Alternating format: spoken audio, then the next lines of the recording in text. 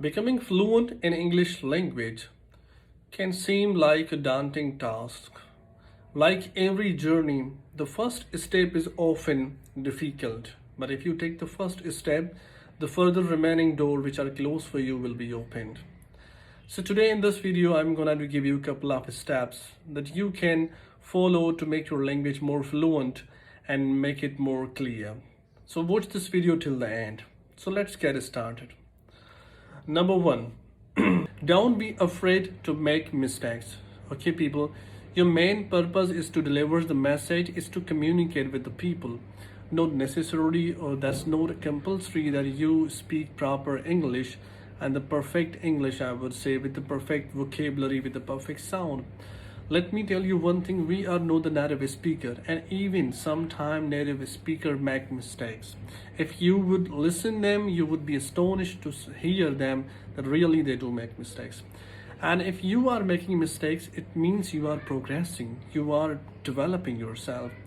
So take that fear out from your mind and from your heart that you are making mistakes, and that is gonna to become a bottleneck, to become a hindrance in your learning process. So take that out of your mind.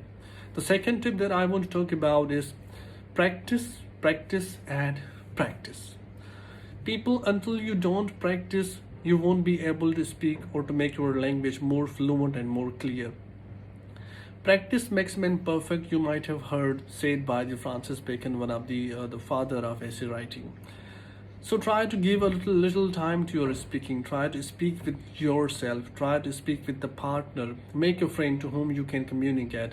And it is better if you find the native speaker. But if you are unable to find the native speaker, try to speak with your family members, the one who is your classmate or the one who is spending more time with you. I'm not saying that you should go for an hour, for 2 hours.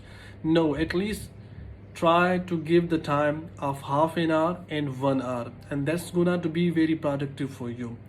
Okay, the third step that I want to tell you is memorize the vocab and use them into the sentences.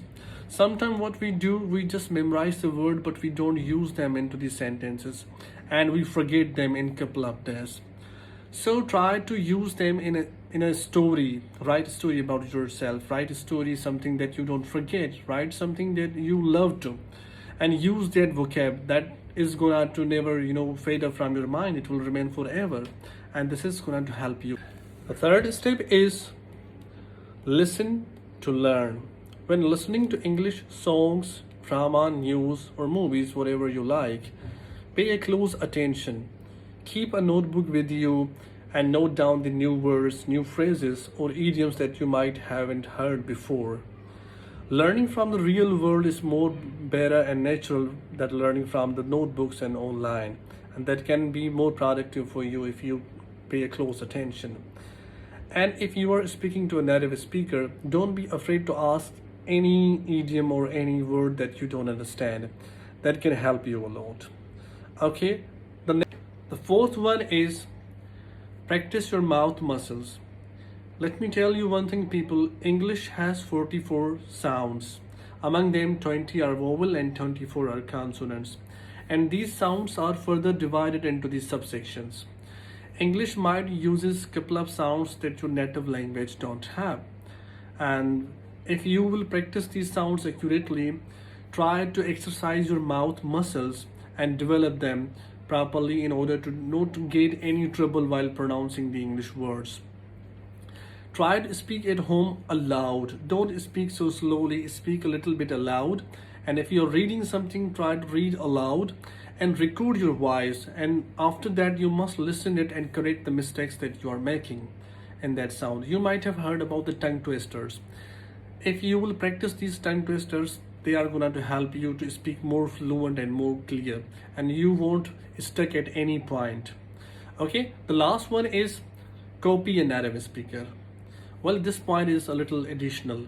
If you won't speak like a native speaker, and even though that's not compulsory, that's not exigent that you must speak like a native speaker, not at all. But if you won't speak like a native speaker, then you copy a native speaker. Listen him or her and copy the way he speak and copy the way he sounds the way he produced the words. This is gonna to assist you and to be a native speaker. As much you will listen, your mind will perceive and conceive the sound and will help you to produce the same. So thank you. I hope this video would be productive for you. Try to subscribe my channel and like the